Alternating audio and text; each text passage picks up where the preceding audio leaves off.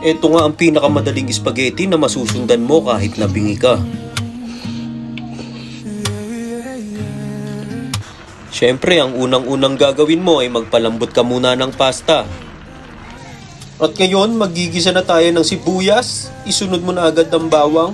Halu-haluin para hindi masunog ang ilalim. Kapag gumaganda na, ibagsak mo na agad ang giniling.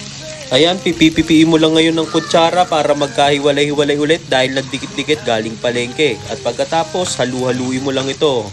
Pag nagmumukhang masarap na, isunod mo na agad ang hotdog. Napakadali nga niyan lutuin, kaya dapat sunod yan sa giniling. At syempre, lalagyan mo na siya ng ketchup. Kahit anong ketchup, pwede na yan. Sabay isunod mo na ang sweet blend.